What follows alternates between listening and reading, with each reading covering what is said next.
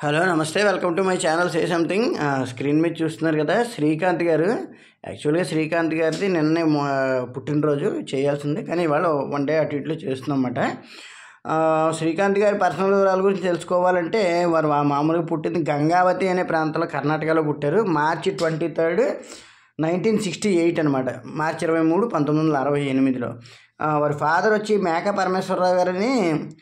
ఆయన land lord అంటే ఏంటి, ఒక మామూలుగా రియల్ ఎస్టేట్ అలాగే భూస్వామికి సంబంధించి అంటే బాగా ఇది ఉన్నతను, భూమిలో ఉన్నతను.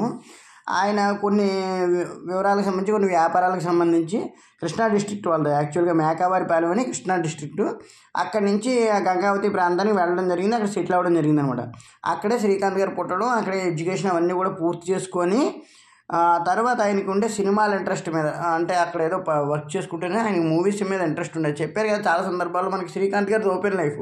ఆయన ఎక్కువ శాతం అంటే తెలుస్తుంటాయి ఆయన వివరాలు, ఎక్కువ పెద్దగా కాంక్లూజన్స్ ఏమి ఉండవు. ఆయన వలసలు ఎక్కువ మంది ఏం చేస్తారంటే, చాలామంది హీరోల కెరీర్ ఎక్కువగా ఫ్లక్చువేట్గా ఉంటుంది, వేరు వేరు ప్రాంతాల నుంచి ఎక్కువ మారి. కానీ అలా కాకుండా శ్రీకాంత్ గారు రావడం షూట్ టార్గెట్ కానీ చిరంజీవి గారిని చూసి కొంచెం బాగా ఇంప్రెస్ అయ్యానని చెప్తారు. చిరంజీవి గారి సినిమాలు అక్కడ ఎక్కువగా చూసేవాళ్ళం అని, అంటే ఆ ఫ్యాన్స్ ఉండొచ్చు కదా. అలాగే ఆ విధంగానే ఆయన చిరంజీవి గారిని ఫ్యాన్ కింద అయ్యి ఆ తర్వాత ఆయన సినిమాలు చూసి సినిమాల్లోకి వద్దామని ఇంట్రెస్ట్ పెంచుకొని అలాగ వచ్చారన్నమాట. సో ఆ విధంగా ఆయన చెన్నైకి మూవ్ అయ్యి డిగ్రీ అయిపోయాక చెన్నైకి వచ్చి అక్కడి నుంచి ఫిల్మ్స్ కెరీర్ మీద దృష్టి సారించారు. కెరీర్ మీద దృష్టి సారించినప్పుడు ఆయన ఫస్ట్ అవకాశం వచ్చింది ఎప్పుడంటే, ఫస్ట్లో ఏం చేశారంటే మధు ఫిల్మ్ అని చెప్పేసి ఒక ఇన్స్టిట్యూట్ ఉంది, and TV institute, Madhu film and TV institute. దాంట్లో జాయిన్ అయ్యి హైదరాబాద్లో ఉన్న ఇన్స్టిట్యూట్లో జాయిన్ అయ్యి ఒక యాక్టింగ్ కోర్స్ నేర్చుకున్నారు 1 year పాటు.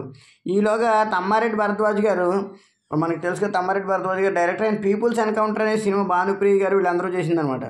ఆ సినిమాకి యాక్టర్లను తీసుకుంటున్నప్పుడు అనుకోకుండా తమ్మారెడ్డి భరద్వాజ్ గారు ఆ సినిమాలో ఈ అబ్బాయికి యాక్షన్ తిరుగుతుండేవారు కదా, అంటే ప్రొఫైల్స్ పట్టు తిరుగుతుంటారు కదా, ఆ విధంగా చూసినప్పుడు ఇతని పట్ల ఇంప్రెస్ అయ్యి ఒక క్యారెక్టర్ ఇచ్చారు. అందులో ఒక నెక్సలైట్ క్యారెక్టర్ ఉంటుంది, అదే ఆయన కెరీర్కి స్టార్టింగ్ అనమాట.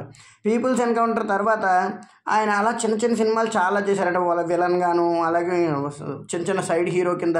మనం చూసుకుంటే పీపుల్స్ ఎన్కౌంటరు, తర్వాత మధురానగర్లో హీరోయిక్ క్యారెక్టర్, అంటే 4 హీరోల్లో ఒకరు, అలాగే అన్నమాట. ఆ విధంగా చేస్తూ అలాగే సీతారత్నం గారి అబ్బాయి, వారసుడు, ప్రెసిడెంట్ గారి పెళ్ళం, ఇవన్నిటిలోనూ కూడా విలన్ కింద చేసుకుంటూ వచ్చారు. అలాగే పెళ్ళని చెప్తే వినాలి, అందులో నెగిటివ్ క్యారెక్టర్ ఉండి చివరిలో మారే క్యారెక్టర్ అనమాట. ఇవన్నీ కూడా విలన్ క్యారెక్టర్లు ఉంటాయి. అలాగే తర్వాత చాలా సినిమాలు ఉన్నాయి ఆ టైంలో శ్రీకాంత్ గారు చేసినవి, ఒక 8-10 సినిమాలు అలా చిన్న చిన్న క్యారెక్టర్లు అన్నీ చేసుకుంటూ తర్వాత తాజ్మహల్ అనే సినిమా చెప్పుకున్న వారసుడు, రథసారథి, కొండపల్లి రాజా, రౌడీ అన్నయ్యలో కూడా క్యారెక్టర్ బాగుంటుంది. అంటే విలన్ క్యారెక్టర్ పూర్తిగా కాదు, కానీ ఇతను తమ్ముడు, కృష్ణ గారి తమ్ముడు క్యారెక్టర్, అంటే వరుసకి తమ్ముడయ్యే క్యారెక్టర్, అతను కొంచెం రాడికల్గా బిహేవ్ చేస్తుంటాడు, అంటే ఇతని వల్ల ఏదో తప్పు జరిగిందని, కానీ తర్వాత మారుతాడు. అది ఆ విధంగా ఉన్న సినిమా అనమాట.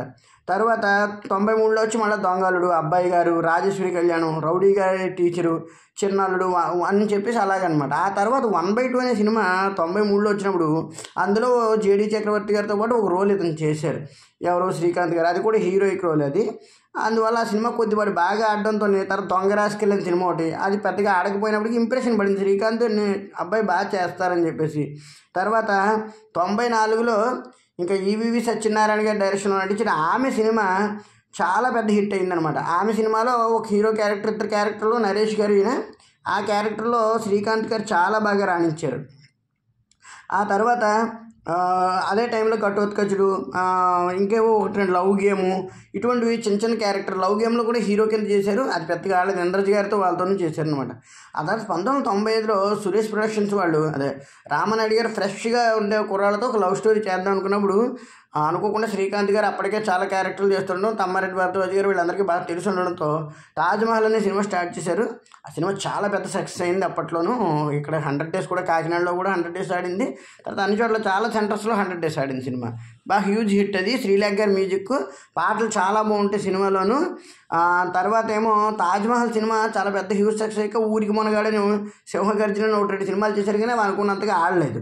అయితే ఈ 90 తర్వాత 96లో వచ్చిన పెళ్లి సందడి సినిమా దాదాపుగా కుదిపేసిందని చెప్పొచ్చు నిజంగానే ఆయన కెరీర్ని. ఎందుకంటే ఆ సినిమా సంవత్సరం 1-2 సినిమాలు బాలకృష్ణ గారివి, వెంకటేష్ గారివి రిలీజ్ అయినప్పటికీ కూడా పెళ్లి సందడి అనే సినిమా పండగలకి రిలీజ్ అవడంతో ఆ పెళ్ళి ఉంటాయి కదా, ఎంటర్టైన్మెంట్, ఫ్యామిలీ ఎంటర్టైన్మెంట్ పిచ్చి రావడం వల్ల చాలా హ్యూజ్ సక్సెస్. పాటలు ఇందులో కీరవాణి గారు. ఇక్కడ మనం విశేషం చెప్పుకోవాలంటే కీరవాణి గారి సిస్టర్తో ఆయన తాజ్మహల్ సినిమా చాలా పెద్ద హిట్ అయింది. తర్వాత కీరవాణి గారితో పెళ్లి సందడి సినిమా 95, 96 అనమాట. అన్నా చెల్లెలు ఇద్దరు మ్యూజిక్ అని ఆ విధంగా చెప్పుకోవాలి. ఆ విధంగా చాలా పెద్ద హ్యూజ్ సక్సెస్ అది పెళ్లి సందడి అనేటువంటిది. ఎప్పటికీ కూడా ఆల్ టైమ్ హిట్లలో ఒకటి తెలుగు ఇండస్ట్రీకి సంబంధించి. ఆ తర్వాత మళ్ళీ వెంటనే చిన్న చిన్న క్యారెక్టర్లు. శ్రీకాంత్ గారి దగ్గర స్పెషల్ ఏంటంటే ఆయన చిన్న క్యారెక్టర్ వచ్చిందా పెద్ద క్యారెక్టర్ వచ్చిందో చూసారు కదా, ఆ టైంకి ఎలా అడాప్ట్ అవుతుందో అనేటువంటిది బాగా చూసుకున్నారు. దీనికి ఆయన కెరీర్ స్టార్టింగ్ వల్ల జరిగిన విషయాలే మంచివి. ఎందుకంటే స్టార్టింగ్లో జరిగిన విషయాలే ఆయనకు ఉపయోగపడ్డాయని చెప్పచ్చు మంచిగాను. ఏది వారసుడు కానీ ఆ ప్రెసిడెంట్ గారు వెళ్ళిన వాటన్నింటిలో విలన్ చేస్తూ ఎప్పటికప్పుడు హీరో అవకాశాలను చిన్న చిన్న అవకాశాలను ఉపయోగించుకోవడంలో శ్రీకాంత్ గారు మొహమాట పడలేదు. ఆ విషయంగా పెళ్లి సందడి తర్వాత కూతురని మళ్ళీ ఊహగారితో సినిమా చేశారు. ఆ తర్వాత ఆయనతో ఊహగారితోనే ఆయన గారిని సినిమా ఒకటి, పాత బస్తీ నెల సినిమాలు చేసుకుంటూ వచ్చారు. తర్వాత వన్స్ మోరు అదే టైంలో 96లోనే వేటగాడు, రాజశేఖర్ గారు వేటగాడు సినిమాలో స్పెషల్ క్యారెక్టర్. అలాగే వన్స్ మోర్ అని చెప్పేసి ఓ సినిమా చేశారు, అది కూడాను ఇంద్రజ్ గారితో అనుకుంటాను. తర్వాత ప్రేమ ప్రయత్నం అని ఒకటి. తర్వాత ఈ సందర్భంలోనే కృష్ణారెడ్డి గారి దృష్టిలో పడి వినోదం అనే సినిమా ఒకటి చేశారు. చాలా పెద్ద హిట్ వినోదం, దాదాపు 100 రోజుల సినిమా. అది కూడా అప్పుడు శ్రీకాంత్ గారు కూడా ఫుల్ ఫామ్లో ఉన్నారు. శ్రీకాంత్ గారు, కృష్ణారెడ్డి గారు విపరీతమైన ఫామ్లో ఉన్నారు కాబట్టి ఆ టైంలో వచ్చిన వినోదం చాలా మంచి పాటలు, చాలా బాగా సక్సెస్ అయింది. తర్వాత ఎగిరే పావురమా ఇంకా అసలు చూసుకోక్కర్లేదు, చాలా చాలా పెద్ద సక్సెస్ అనమాట. ఎగిరే పావురం అయితే లైలా గారు ఇంట్రడక్షన్ అయ్యారు ఆ సినిమాతోను, హీరోయిన్ గాను. ఆ సినిమా జేడి చక్రవర్తి గారు ఈయన చేశారు, చాలా పెద్ద సక్సెస్ అయింది అది కూడా సినిమా. తర్వాత తాళి అని ఈ లోపలనే ఈవి సత్యనారాయణ గారు డైరెక్షన్లో చేశారు. తాళి సినిమా కూడా చాలా బాగా ఆడింది. అప్పట్లో ఉన్న సోర్సెస్ని బట్టి అబోవ్ యావరేజ్ పిక్చర్ అయినప్పటికీ కూడా మంచి బాగా కమర్షియల్గా రన్ అయిన సినిమా అది. తర్వాత మళ్ళీ చిన్న సినిమాలు కలియుగంలో గందరగోళం అలాంటి సినిమా ఒకటి చేశారు. అది అప్పుడు ఉన్న అయిపోయిన సినిమా ఇప్పుడు రిలీజ్ అయిందన్నమాట. అది పెద్దగా ఆడలేదు. తర్వాత తారక రాముడు మంచి హిట్. తర్వాత మా నాన్నకు పెళ్ళి సినిమా డిఫరెంట్. అప్పటికి రామోజీ ఫిలిం సిటీ తయారయ్యి రామోజీ ఫిలిం సిటీలో ఫస్ట్ టైం ఫుల్ లెంత్లో షూటింగ్ చేసుకున్న సినిమాగా మా నాన్నకు పెళ్ళి రికార్డు సృష్టించింది. సిమ్రాన్ గారు చేశారు ఆయనతో పాటు ఆ టైంలో, అది బాగా హిట్. తర్వాత తర్వాత చేశారు ఊయల అనుకున్నంతగా ఆడిపోయిన పండగ బాగా సక్సెస్ అయింది. పండగ రాశి గారు అప్పుడు తెలుగులోకి వచ్చి శుభాకాంక్ష సినిమాలు చేస్తూ మంచి రావడం అనమాట. అంటే తమిళం నుంచి తెలుగుకి వచ్చి అందులో సినిమాలు చేయడం మొదలుపెట్టారు హీరోయిన్ గాను. రావడం పండగ రాశి గారితో అయితే మంచి మంచి సినిమాలు పడ్డాయి. పండగ, గిల్లి కజ్జాలు, ఆవిడతో అయితే చూసుకున్నాం కదా, ప్రేయసిరావి, అవన్నీ కూడా హ్యూజ్ సక్సెస్లు. ఇదే సందర్భంలో ఈవీవి గారితో కన్యాదానం సినిమా చేశారు. ఎవరో ఉపేంద్ర గారు, ఈయన చాలా పెద్ద బాగుంటుంది సినిమా, చాలా మంచి సబ్జెక్టు, చాలా పెద్ద హిట్. తర్వాత రాశి గారితో మళ్ళీ సుప్రభాతం అని సినిమా చేశారు.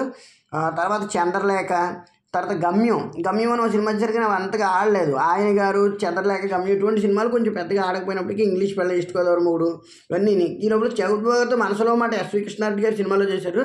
అది కూడా చాలా మంచి సినిమా. మనసులో మాట స్టోరీ బాగుంటుంది, మంచి బాగా చేశారు ఆయన. తర్వాత అనగనగా ఒక అమ్మాయి, పిల్ల నచ్చింది, పంచదార చిలక, ఇవన్నీ కూడా కొంచెం అబోవ్ యావరేజ్ పిక్చర్స్ మిగిలిపోయాయి. క్షేమంగా వెళ్ళి లాభంగా రండి. ఈ లోపల ఆయన ఉన్నారు, ఆయన పేరు మనకు వన్ను రాజారెడ్డి ఎవరో అనుకుంటాను, ఆయనతో చేశారు, చాలా పెద్ద సక్సెస్ అది క్షేమంగా వెళ్ళి లాభంగా రండి. నెక్స్ట్ వెంటనే చాలా బాగుంది, నవీన్ గారు ఈయన కలిపి చేశారు. ఈవి సత్యనారాయణ గారి డైరెక్షన్ 150 రోజుల సినిమా, దాదాపు చాలా పెద్ద హిట్ అయింది. తర్వాత చూసొద్దానండి, నిన్నే పెద్దగా ఆడపోయినప్పటికీ నిన్నే ప్రేమిస్తా సౌందర్య గారితో కలిపి చేశారు. నాగార్జున గారు, సౌందర్య గారు, శ్రీకాంత్ గారు, చాలా పెద్ద హ్యూజ్ సక్సెస్ అనమాట. తర్వాత అమ్మో 1వ తారీఖున సినిమా ఒకటి రాశి గారితోను, అలాగే అది కూడా అబోవ్ యావరేజ్ బాగా మంచి పేరు వచ్చింది ఆ సినిమాకి. తర్వాత దేవుళ్ళలో చిన్న క్యారెక్టర్, రాములు వారి క్యారెక్టరు, అది కూడా దేవుళ్ళు పెద్ద సక్సెస్. తర్వాత తిరుమల తిరుపతి వెంకటేష్ అని సత్యబాబు డైరెక్షన్లో చేశారు. సత్యబాబు డైరెక్షన్లో 3 సినిమాలు చేశారు. ఒట్టేసి చెప్తున్నా, ఏది తిరుమల తిరుపతి వెంకటేశ, ఓ చిన్నదాన, 3 సినిమాలు కూడా హిట్టే. ఎవరో సత్యబాబు గారిని ఒక డైరెక్టర్ ఉన్నారు, ఈ సత్యబాబు ఏదో పేరు, ఆయన పేరు కూడా చాలా బాగా చేశారు. శ్రీకాంత్ గారితో 3 సినిమాలు చేశారు. తర్వాత 1-2 చేసినట్టున్నారు. తర్వాత మా ఆవిడ మీద ఒట్టు, మీ ఆవిడ చాలా మంచిది, ఇలాంటి సినిమాలు కొన్ని చేశారు. కానీ అది పెద్దగా అనుకున్నంతగా ఆడపోయినప్పుడు అయినా శ్రీకాంత్ గారు ఎప్పుడు సక్సెస్లో ఉండేవారు. 4-5 సినిమాలు చేస్తే 1-2 పోయినప్పటికీ చాలా బాగా ఆడేవన్నమాట. తర్వాత దీవించండి, తర్వాత కలిసి నడుద్దాం సౌందర్య గారితోనూ, నా మనసిస్తారా అని మళ్ళీ అది కూడా సౌందర్య గారితోనే. తర్వాత అంటే రిచా గారు, సౌందర్య గారు అందులో. తర్వాత ప్రేమ సందడని, డార్లింగ్ ఇవన్నీ పెద్దగా ఆడలేదు. తర్వాత ఓ చిన్నదాన సత్యబాబు డైరెక్షన్ చెప్పుకున్నాం కదా, ఆడుతూ పాడుతూనే ఓ సినిమా చేశారు. అది ఎవరి డైరెక్షన్ పెద్దగా ఐడియా రాలేదు కానీ చాలా పెద్ద సక్సెస్ అది. అప్పట్లో కామెడీ సీన్స్ అందులో అయితే విపరీతంగా నవ్విస్తాయి మనని. ఆ కామెడీ సీన్స్ అవి కనుక చూస్తాను. తర్వాత మెయిన్ సినిమా అదే టైంలో ఎప్పుడు తప్పు చేసి పప్పు కూడా మోహన్ బాబు గారితో అంతకుముందు సినిమా చేశారు, జయంతి పరాంజీ గారు దాంట్లో ఒకటి, అది కూడా మంచి సక్సెస్ అయింది, బాగుంటుంది సినిమా. ఖడ్గం సినిమా ఎవరితో, కృష్ణవంశీ గారితో చాలా పెద్ద హ్యూజ్ సక్సెస్ అని చెప్పుకోవచ్చు. ఒక విధంగా చెప్పుకోవాలంటే విపరీతమైన సక్సెస్ అయింది ఆ సినిమా. ఏది ఖడ్గం సినిమా. ఖడ్గం సినిమా తర్వాత పెళ్ళాం ఊరు వెళ్తే వెంటనే సక్సెస్ పడ్డాయి, నేను ఒట్టేసి చెప్తున్నా. ఆ తర్వాత ఇంక మళ్ళీ దొంగరాముడు పార్టీ, ఒకరాజు ఇద్దరు కృష్ణులు, నేను పెళ్లికి రెడీ, ఇవన్నీ కూడా పెద్దగా ఆడపోయినప్పటికీ శ్రీకాంత్ గారి క్రేజ్ ఏం తగ్గలేదు. తర్వాత స్వరాభిషేకం, ఇంకా తర్వాత ఇంట్లో శ్రీమతి వీధిలో కుమారికి వరుసగా పడిపోయి ఒక 5-6 యావరేజ్ పిక్చర్లు పడడంతో శ్రీకాంత్ గారు తన పంతాన్ని మార్చుకుంటూ వెళ్దామని అనుకున్నారు. ఇంకంటే అప్పటికి స్లో అయ్యారు, దాదాపుగా చాలా సినిమాలు హీరోగా చేసుకుంటూ వచ్చారు అప్పటికి. అప్పుడే శంకర్దాదా ఎంబీబీఎస్లోనూ చాలా మంచి క్యారెక్టర్ పడింది ఎవరికి, శ్రీకాంత్ గారు ఏటీఎం క్యారెక్టర్ అని చెప్పేసి పక్కన చిరంజీవి గారు ఆయన చేశారు, చాలా ఎక్సలెంట్గా చేశారు సినిమా. అది చాలా పెద్ద హిట్, బాగుంటుంది. స్వరాభిషేకం అని విశ్వనాథ్ గారు డైరెక్షన్లో చేశారు, దానికి చాలా మంచి పేరు కూడా వచ్చిందనమాట. తర్వాత రాధాగోపాలం స్నేహ గారితో చాలా సినిమాలు చేశారు ఆయన. ఏది రాధాగోపాలం ఒకటి, ఇంకా ఇంకోటి ఏదో ఉంది సినిమా, చాలా బాగుంటాయి. శ్రీవారి అంటే అవన్నీ కూడాను. తర్వాత సోగ్గాడు, తర్వాత కాంచనమాల కేబుల్ టీవీ, సరదాగా ఇవన్నీ తర్వాత ఇంకవన్నీ కూడాను అవి అనుకున్నంతగా సక్సెస్ అయిపోయినప్పటికీ ఇంకా అలా తనని తాను నియంత్రించుకుంటూ ఎప్పటికప్పుడు మంచి సినిమాలు చేస్తారు. తర్వాత ఆపరేషన్ దుర్యోధన, ఆపరేషన్ దుర్యోధన ఆయన కెరీర్లోనూ అనంత బిగ్గెస్ట్ హిట్. పోసాని కృష్ణమురళి గారు చేసినట్టున్నారు ఆ సినిమా, చాలా పెద్ద హిట్ అయింది, చాలా డైలాగ్స్ కూడా బాగుంటాయి. తర్వాత విరోధి అని ఒక సినిమా చేశారు, ఆ సినిమా కాన్సెప్టెడ్ పిక్చరు, అది ఏకంగా పనోరమాలో 2011లో ప్రదర్శించబడింది. అలాగే శ్రీరామరాజ్యం అని బాలకృష్ణ గారితో సినిమా లక్ష్మణ్ క్యారెక్టర్ చేశారు, అది కూడా అంతర్జాతీయ వేదిక పైన అలాగే పనోరమాలోనూ ప్రదర్శించబడింది అనమాట. ఆ విధంగా చూసుకుంటే తర్వాత షిర్డీ సాయిలో ఇంకా వరుసగా చిన్న క్యారెక్టర్లన్నీ చేసుకుంటూ ఆ మధ్యకాలంలో ఉన్నట్టుండి మనకి ఎక్కడ సరైన వాళ్ళు ఇవన్నీ క్యారెక్టర్లతో అఖండలో విలన్ క్యారెక్టర్ చేశారు, అది చాలా బాగా చేశారు అఖండలో విలన్ క్యారెక్టర్. తర్వాత ఇంకా మళ్ళీ తర్వాత బోయపాటి శ్రీని గారి సినిమా దాంట్లోనే ఇది స్కంద అని సినిమాలో క్యారెక్టర్ చేశారు. అలాగ అన్ని సినిమాలు చిన్న సినిమాలు ఏ అవకాశం వస్తే ఆ అవకాశాన్ని వినియోగించుకుంటూ ఆయన శ్రీకాంత్ గారు తన కెరీర్ని కొనసాగిస్తున్నారు. దాదాపుగా 120 సినిమాలు పైన చేశారు, అందులో దాదాపుగా హీరోగా ఒక 70% సక్సెస్ ఉన్న ఏకైక హీరో ఆయన. దాదాపుగా చాలా సినిమాలు ఆడేవి, కొన్ని సినిమాలు ఫెయిల్యూర్ అయినప్పటికీ శ్రీకాంత్ గారు ఇప్పుడు లైమ్ లైట్లో ఉన్నారు. ఒక 30 సంవత్సరాలకు ఒక హీరో, అంటే ఒక హీరో క్యారెక్టర్ ఆర్టిస్ట్ ఉన్న ఒక వ్యక్తి అలా రన్నింగ్లో ఉండడం చాలా తక్కువ. మనకి ఎవరో జగద్బాబు గారు కూడా రన్నింగ్లో వచ్చారు, శ్రీకాంత్ గారు చదువుతారు. ఆ టైంలోనే ఇద్దరు హీరోలు కూడా బాగా సక్సెస్ అవుతూ వచ్చారని చెప్పుకోవచ్చు. శ్రీకాంత్ గారు అందరినీ మ్యాచ్ చేసుకుంటూ వెళ్ళిపోయారు, అలాగే జగద్బాబు గారు కూడా అందరితో మ్యాచ్ చేసుకుంటూ ఆయన వెళ్ళారు. వీళ్ళిద్దరు కెరీర్లు అందుకే బాగా నిలబడ్డాయి. ఎప్పుడైతే మనం ఓన్లీ హీరో కింద కాకుండా మనకు అనుకున్న కెరీర్లో సక్సెస్ఫుల్గా రాణిస్తామని వెళ్తామో, ఆ కెరీర్లో ఉన్న ప్రతిదాన్ని అవకాశాలను ఉపయోగించుకుంటూ వెళ్ళాలన్నది శ్రీకాంత్ గారికి బాగా అర్థమైంది, అది బాగా ఉపయోగించుకున్నారు కూడా. ఇంకా ఆయన అవార్డుల విషయానికి వస్తే కనుక నంది, అది మహాత్మాకి చెప్పుకున్నాం కదా, నంది స్పెషల్ జ్యూరీ అవార్డు వచ్చింది. అలాగే శంకర్దాదా ఎంబీబీఎస్కి బెస్ట్ సపోర్టింగ్ యాక్టర్ ఫిల్మ్ఫేర్. ఆ తర్వాత గోవిందుడు అందరు వాడేలేకేమో Filmfare best supporting actor nominated అయ్యారు, ఇవ్వలేదు. తర్వాత సైమా బెస్ట్ యాక్టర్ అవార్డు ఏమో దేనికి అఖండ సినిమాకి నెగిటివ్ రోల్కి ఇచ్చారు. SIIMA best actor negative role అని చెప్పేసి, అది విలన్కి అనమాట. తర్వాత SIIMA award best supporting actor సరైనోడికి కూడా ఇచ్చారు.